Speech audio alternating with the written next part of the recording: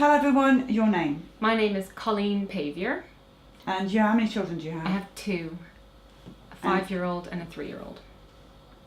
And is your injured child the 5-year-old? He's the 3-year-old. Well, okay. I think probably both of them have some issues from vaccines, but the most obvious one is my 3-year-old, Ambrose. His name's Ambrose Pavier. He was born on the 5th of November, which is Bonfire Night in this country, 2013. So, shall I just start? Yeah, well, I mean, one of the questions I always ask, because they like to accuse us of being anti-vaxxers, is what were you thinking when you were pregnant with your first child? What was your thoughts on vaccines? There weren't. I just, it was like, didn't even think of vaccines.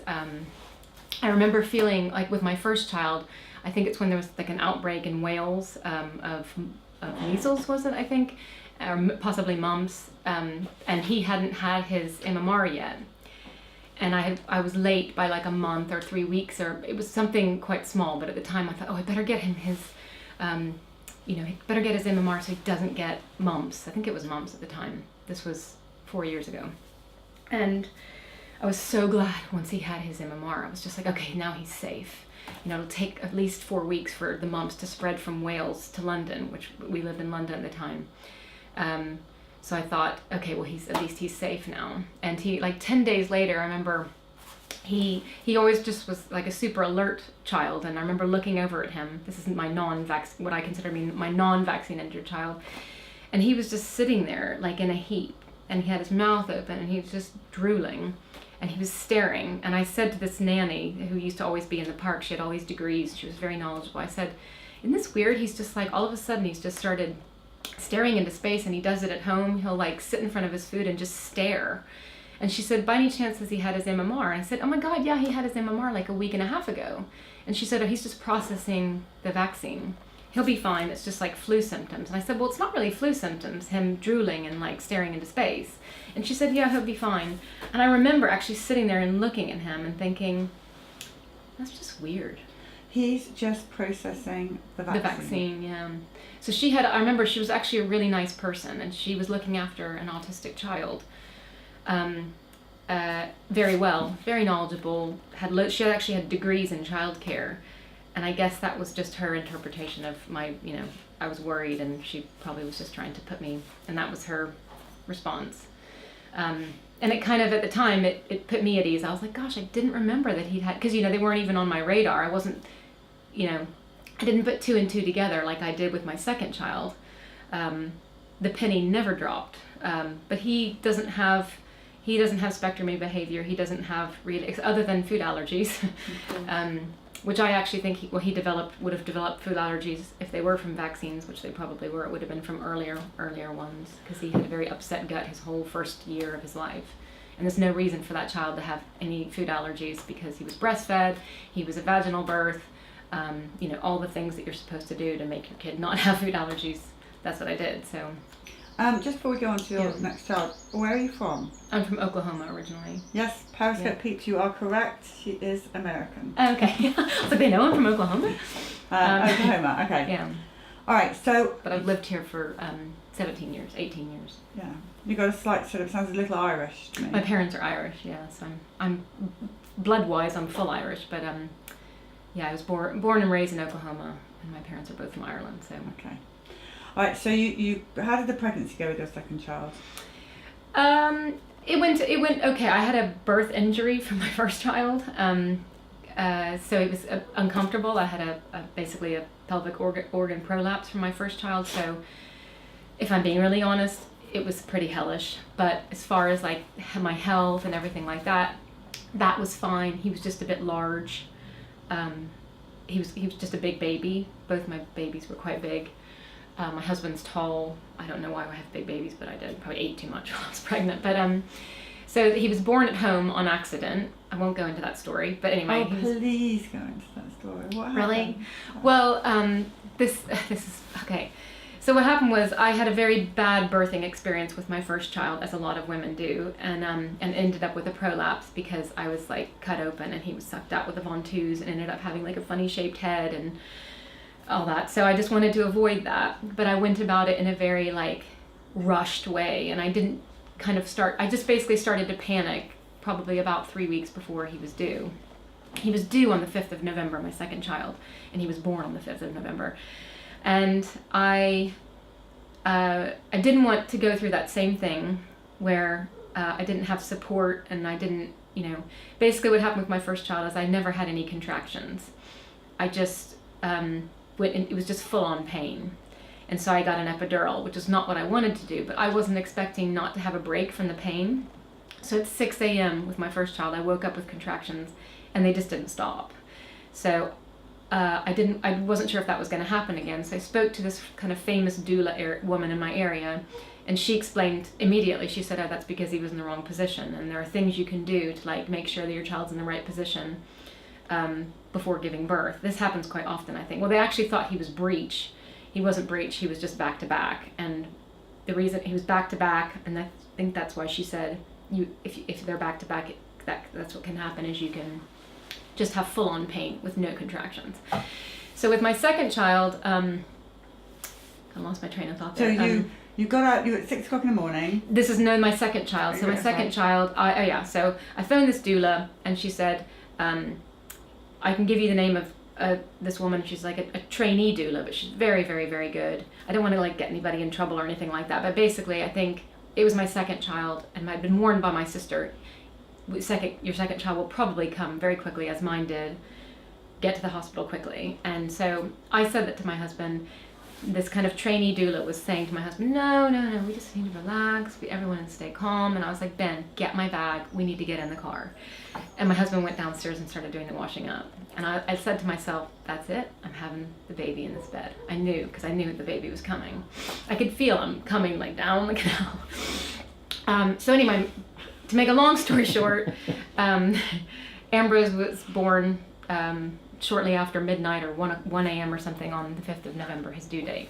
So he's Ambrose, and we call him Brosy Bonfire, which is a really cute little name because he's born on the 5th of November. We moved 3 months later, we moved out to South Oxfordshire, where we now live. Wow, go back to, he's born at home. Yeah. So I was actually glad of that because there was no intervention. I had these amazing contractions where it was like just insanely, contracty and very painful, and the eyes were like rolling back in my head, and I thought I was going to die. But my friend helped. She had 2 home births and was very relaxed, and she came from down the road, held my hand. She looked at me. The doula was kind of out of the picture at this point, God bless her, because I didn't actually know her very well, and I think at that point I kind of resented her for the fact that I wasn't in hospital. But it all went well. No vaccines is what I'm trying to get at. So the vitamin K. Did they give the vitamin K? Well, we went to the hospital after. And from memory, I'll have to go. I was actually thinking of that on the drive down here or last night. I don't know if Ambrose was given vitamin K or not, because again, it wasn't on my radar. I really don't know. My first child was given vitamin K, and I remember asking, why would you not? Why are you even giving the option? If it's so good for them, why are you giving me this option? And I remember them saying like, well, some people don't like it.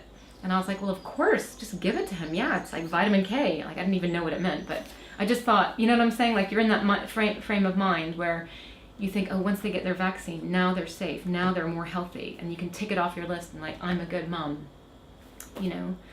So when did he get his first vaccines? Ambrose. That's another thing. So, all these things I remember after the fact.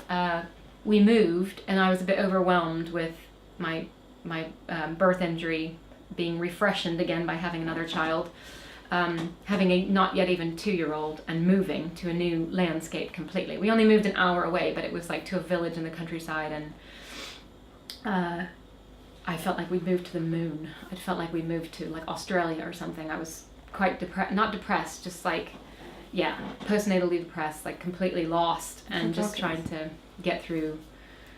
And I didn't book his appointment. I think I had to register him at the new surgery, and I hadn't done that. And finally, quite late, I'd have to look back, but I did his initial vaccines were done late, and I felt guilty about it. Just so the Americans, this is like the red book. It's called the Little Red Book. This used to be my like, I'm a good mum.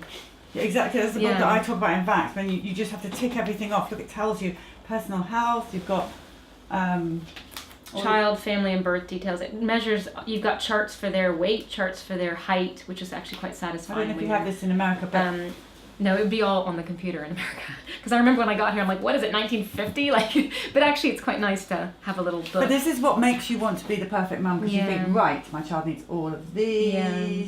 16 weeks, 8 weeks. I love the way you just said, yes, vitamin K, even though I didn't know what it was. I didn't know what it was. I didn't know what it was. So many of us know. All right, so let's have a look at the immunisation side. You just trust, don't you? So immunizations. And I think also, because I remember when I brought in the book, if you don't have your book with you at the time, they can't sign that actual page, and they have to give you a sheet of paper that you then have to tuck into the front. Because I remember like going to someone after that to see a GP or something, and they're like, oh, he's not been given his. And I'm like, he has, just check in here. So his first immunizations were late, but they were given, that's like the blood test thing, I think. That's the screening when they prick the heel. Oh. Yeah, I wonder if, do they do that in America? The prick the heel, I don't know, that's a bit crazy that, but I don't know, that's sort of like testing for different things. No, that's something else. I'm sorry, Polly, I don't know what, I don't have my stuff organized here, but he definitely got all his, I'm talking to you like you're like a GP now, he definitely got all his immunizations, I promise. And then it was time, so can I flash forward now to the... Yeah, go on. Okay, so just basically, you just took him in whenever you were took him in, and but the thing is, he didn't really have. I don't think he had any issues. He was a really healthy baby. Like he's a redhead, and his skin was just like alabaster, just beautiful, like squishy white, beautiful skin, perfection. That baby was so healthy and strong and big and fully breastfed, and I don't know, but I don't think he had any issues with the early immunizations. But I wouldn't have been looking for anything. So who knows? But so then he turned 1, 5th of November 2014, and then 3 days before Christmas, I had a friend over. This was in the evening, and I was really tired. And my birth injury had been bothering me, and that can be quite distracting. So when that's bothering me, I'm often distracted, and I'm often like not on game. And a friend of mine, her daughter, asked for a glass of water, and I had just put down 2 hot cups of chamomile tea in the middle of the table because Ambrose had just started learning to walk, and he was grabbing things. So I set them down in the middle of the table, or what I thought was the middle of the table, and I got up to get my child's friend a cup of water, and I was getting the cup of water. And I look over, and Ambrose had the cup of tea, one of the cups of tea, and he pulled it, and he was pouring this freshly poured cup of tea down on top of himself. And basically, to make a long story short, he scalded himself all underneath his chin, his chest, his arms, his everything. And because his little finger was hooked on it, he couldn't let go of the cup, even though he knew what he was doing. He was just basically like pouring it all over himself. And I went into a complete panic. My friend was like, we were just trying, the kids were screaming, everything, he was screaming, and I didn't remember what I was supposed to do, so I actually phoned my sister-in-law, who's a dermatologist, and she very calmly told me, you need to go in the bath, put cold water on him, but he wasn't having it. He was just slipping all over the bath. I should have just like held him. It was okay if he was screaming, just put that cold water on him, because that's what keeps the burn from going, basically. Mm-hmm. But I didn't understand all that then. Now I do. And she said, right, get some cold dish towels and just put it on him and get to the hospital. So I did that, and we went to the first hospital, like a local one, and they dressed his burns and they did stuff, and then they sent an ambulance, and we went to Royal Barks, and there they redressed him and then we drove to Stoke Mandeville, which they have a special burns unit, and we were there for like 2 nights, I think. And it was by the way, Ambrose had just started sleeping through the night before this. He had just started sleeping solidly regular, just over a year. So a year, when he hit a year, he started sleeping through the night. So it was like a big moment for a mom, like to finally, like, yeah, hallelujah, they're sleeping through the night. That takes longer if they're breastfed, and if they're like a big boy that wants to eat all the time, takes that long sometimes. And so we spent like 2 or 3 nights right before Christmas in hospital, and they were really good with dressing his burns. They really know what they're doing at that hospital. And then we went home for Christmas, and all the little Christmas pictures are him like wrapped up. He didn't have it was just his neck. The bad places were bits on his wrists, 1 bit here, and 1 bit under his neck. And now the only bit that's scarred is under his neck, but the rest he healed. Children heal quickly, actually, from that sort of injury. And over Christmas, he started getting like a little rash on the back of his neck. And my brother and sister-in-law are doctors, and they said, you really should take him in, because things with children is they can get quite sick quite quickly. So we drove up to Stoke Mandeville the next day, and we had to stay overnight again because they couldn't figure out where this rash was coming from. They did all these diagnostics on his insides, his outside. Now I would just call my homeopath and it would be sorted within 24 hours, guaranteed. Nothing works faster on children than homeopathy, and I know that for sure, especially for skin things. But anyway, I just was very confused and had lack of sleep, and they came in the middle of the night and they said, we can't figure out what's wrong with him. He needs to go on antibiotics. And I said, oh no, really? And they said, yes, it's the only thing. We can't figure out, if we could diagnose what it is, then we could treat that, but we can't, so we have to do antibiotics. And at the time, I knew antibiotics were bad, and the reason I thought they were bad is because of this resistance thing. That's what most of the public, that's why the whole gut thing hadn't really hit the press yet. Now, the past year and a half, it's all about the gut biome, and people are getting smarter and drinking kefir and things like that. But this was, 2 years ago, and so I just thought, okay, well, no, I don't want to give him antibiotics because you're really not supposed to have antibiotics. But okay, the doctors are saying this is the only way to get out of this rash situation. So for the next week, I took him home, and for the next week, I gave him this hospital NHS issued pink, probably quite low quality antibiotic or whatever it was, and I gave it to him with gusto because I was told, just make sure that if they start it, make sure they complete it, and I understood what the reason for that was as well. And so I gave it in yogurt, I gave it in whatever I could give it in to get it in him, and I was like, well done, you did what you're supposed to do, you're a good mother. And within a week, so after that extremely traumatizing situation, he still had the burns, the burns were there for at least a month or so, but he was healing so quickly and doing better. After a week, after that scalding situation, he was sleeping through the night again. And then on the 29th of January, so that was the end of December, so around New Year's. And then on the 29th of January, I took him in for his MMR. So how old is he then? So he was 13, 14 months old. And let's have a look. Did you just have the MMR? It's the MMR, the Hib, MenC, and PCV. Why the hell are they giving all this crap to these kids? I don't understand. That's horrific. And so that night, so neither of my children are pukey kids. They just never, ever vomit, ever. Irving my first child has vomited twice. Once was like 3 weeks ago for the very first time, and he vomited and he goes, "Mommy, what is this?" He didn't know what it was. And the other time, when he was a baby. But Ambrose never, he just wasn't a sicky baby. My first baby had reflux, which was probably caused by vaccines, but whatever.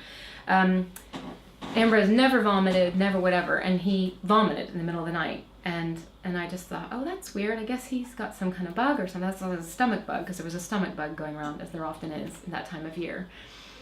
And we were due to go to my in-laws. So we were delayed, obviously because of him, not feeling well, and me being up in the night. We got in the car and we drove to my in-laws. And then that night, I don't even remember what he was like during that day or whatever. I just don't remember. But that night, we were staying on the top floor of the house, and we were staying in an adjacent room. And I just heard him screaming his head off, screaming. So this is the second night after his MMR. And I went in, and oh my God, the room just smelled of diarrhea. But there was also something else. I just was like, what the heck is going on in here? And the diarrhea had gone through his onesie. It had gone through the sleeping bag, and it was all over the bed. Just unbelievable explosive diarrhea. And I remember the next morning, and he did it twice. So that was that first time. And I cleaned him all up, and I got him a new nappy and totally redressed him and redressed the bed and everything. And it happened again. And so I was basically up all night, and I went down in the morning, and I said to my mother-in-law, good God, like that wasn't just diarrhea. I said it almost smelled chemical. And I actually remember still no connection with the MMR. Just didn't even make the connection at all. And then we were back at home. This is like a week later. He was waking in the middle of the night. I remember breastfeeding him like in the middle of the night. And I looked down and he had green snot coming down his nose.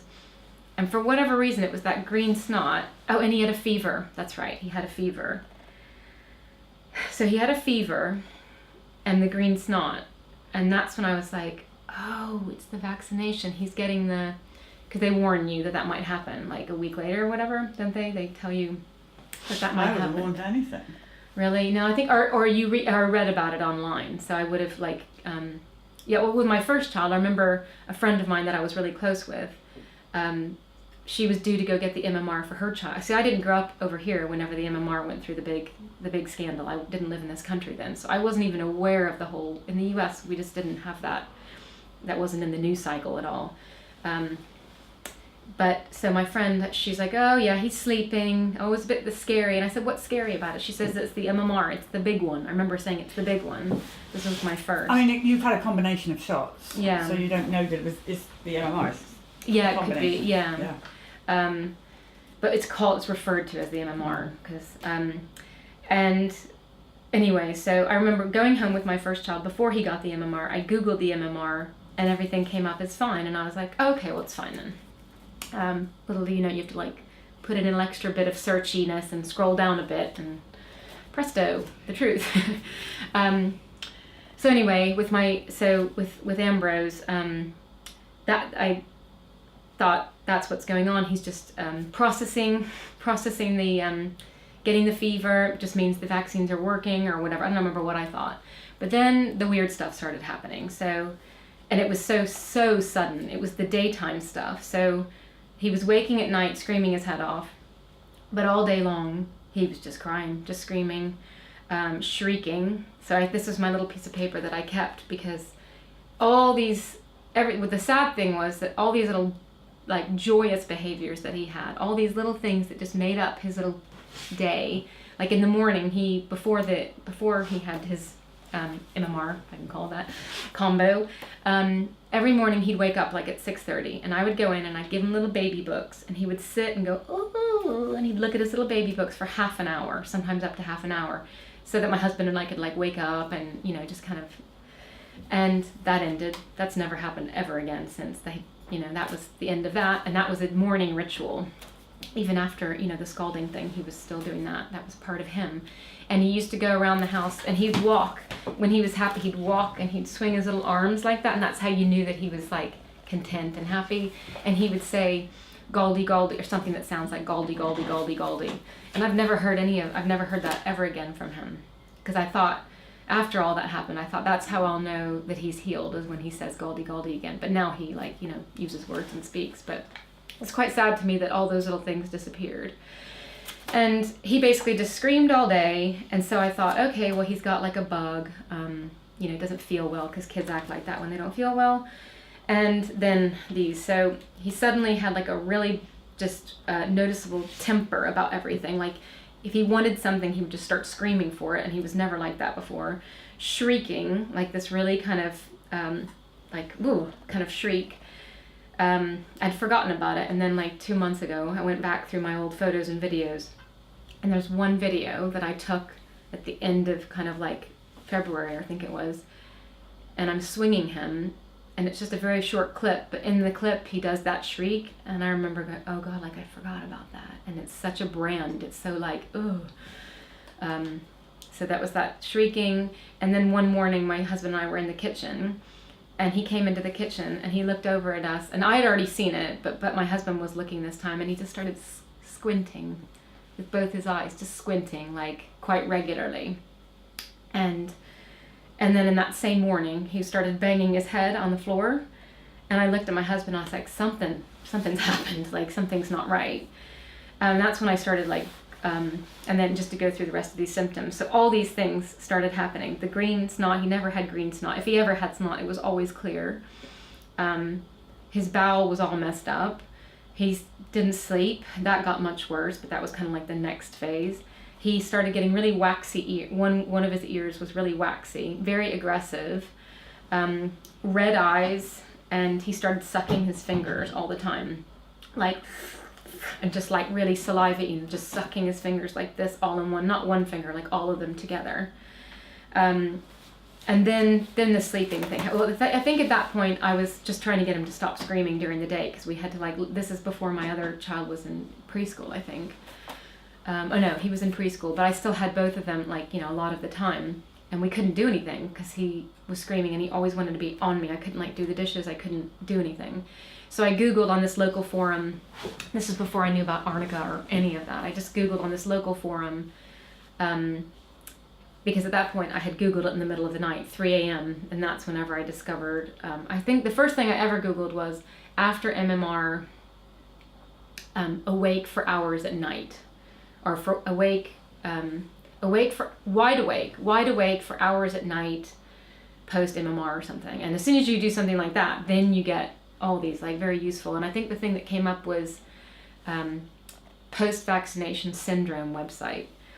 And I found it very confusing, and it was like they were saying that the way out of it was homeopathy, but for me, because I knew homeopathy just barely, it was very intricate, what you needed to do, the SEES therapy, and I was like, I can't do that, I don't know how to do it, because anytime I'd done homeopathy before, I'd done it myself, you know, I'd phoned Ainsworth and gotten the remedies for myself, but with this, it was like very specific, you need like a certain amount of this, then this, followed up by this, so that's when I thought I need to find a homeopath, so I Googled, found someone, and she was good, but she got us out of the woods at least. So I remember that day she was away on holiday, but she said to me, "What do you have?" I said, "I've got chamomilla, I've got pulsatilla, you know, all the things you have to make baby sleep, I guess. And I think I had belladonna." And she said, "Okay, I want you to give him pulsatilla." I think it was this could be wrong, but every half hour or every hour for the next 3 hours, or every half hour for the next 3 hours, and just that one remedy. Within an hour and a half, he was sitting on the step and he had stopped crying, and I was like, okay, we can put our shoes on now, we're going to get in the car and we're going to go to Beale Park. This is like this park that I had wanted, you know, just to take them to this park to, like, do something for the day, and it's like I just needed him to stop screaming. And then I went to her and we did a little, I think it must have been SEES, but it was different than the SEES that I did next. I didn't know much about it, and but she didn't apply anything for the gut or any nutritional therapy or anything like that. So by chance, through my handyman, whose son was also vaccine injured, and himself, he'd been vaccine injured in the Gulf, having been given the anthrax vaccine. He was one of the very few British soldiers who were given the anthrax vaccine. And his son was then vaccine injured after his second set of vaccines. Anyway, they kind of found the light and found this homeopath. I said, by chance, do you know her name? He gave me her name, I called her, and that's whenever my world broke open. I explained to her what had happened, and she then explained to me, I think, or helped me understand that there was a link between him having that antibiotic the month before. And then we went in and we started, basically for 6 months, I just went completely militaristic. And also, thank goodness, at that point, my other child, I had, because there's just so much to tell. Okay, so my son, we had this asthmatic cough. My other son, he'd been coughing in the night, and so the same GP appointment, I took my older son in for his asthmatic cough, for his cough through the night, and I took Ambrose in to ask the GP about his reaction to the MMR, and it was the very typical. He literally said it's probably teething. And just, I know, it's probably teething. I said, I know that it's not teething. I've been through teething before, but this is not it. And then for my son, he prescribed something called Montelukast, which is a powder, like an antihistamine powder that you sprinkle on their food. And it did make my older son stop coughing. And then the next night, I halved the dosage, and he still didn't cough. And the next night, I just put this tiny sprinkling of Montelukast on his melon.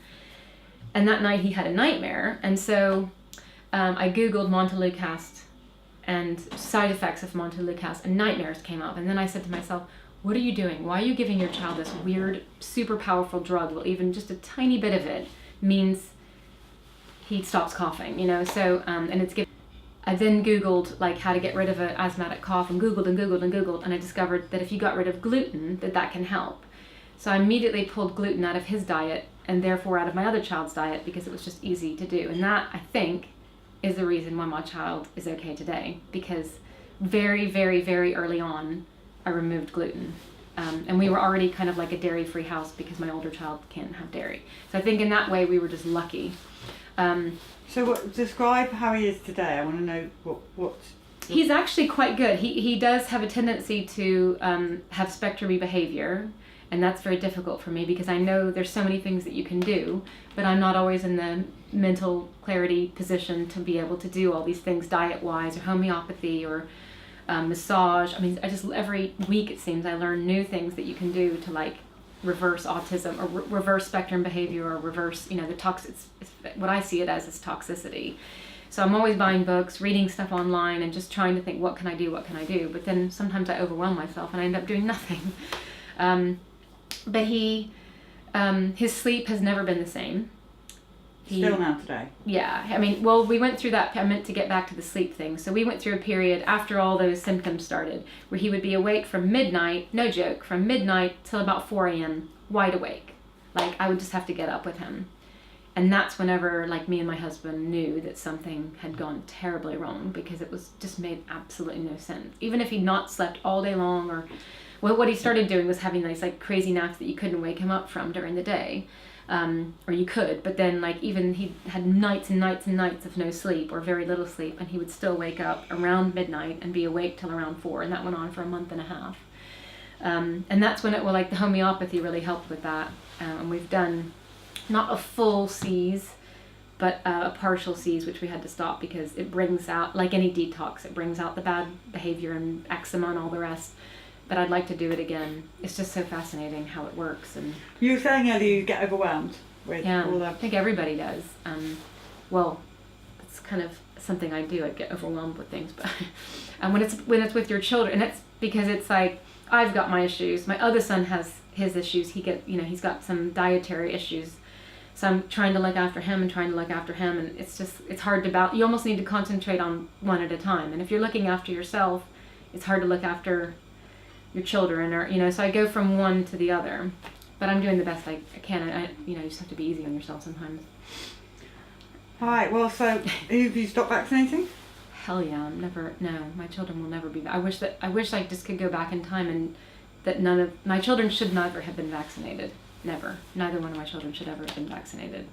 We have a history of Crohn's in our family. Like, I've got 2 autoimmune conditions. They should never have been vaccinated, and know that I'd have different children with different health issues if I hadn't rather. But no more vaccinations for sure. Poisonous. And what's your advice to a new mum? Just don't vaccinate, and then put that pause button on. If you're so afraid, like I was, to not get everything ticked in this little book, just put the pause button on it. Wait a year. Wait for something to come out. I'm looking to homeopathy. Chuck it in the bin. Yeah. You don't need it. No, you don't. And there's just such a community out there of people that are so knowledgeable. It's kind of ridiculous. You can put anything into Arnica or, these forums, or, just get your friends together who know about this stuff. And I mean, I find Arnica so helpful, even just doing the search on Arnica. Okay, so you're talking about Arnica the remedy or Arnica the group? Arnica the group, sorry. Okay. And Arnica, it's not kind of Arnica UK now because it's so global. It's just Arnica, it's like look it up, parenting, natural health or something like that. And you can even do searches to save yourself from asking a fresh question. That's really good, is you can type in like earache or whatever your specific issues that you're having, health issue you're having with your child or yourself. And you'll get all these, probably a question from maybe 2 weeks ago or a year ago, or they're asked constantly, so it's usually from like a week ago, whatever. You just have loads of questions, and then very knowledgeable responses from parents about that same issue that you're concerned about, and it's super helpful. Should we go and sign Ali's card? Let's go sign the card. Go the Vax card.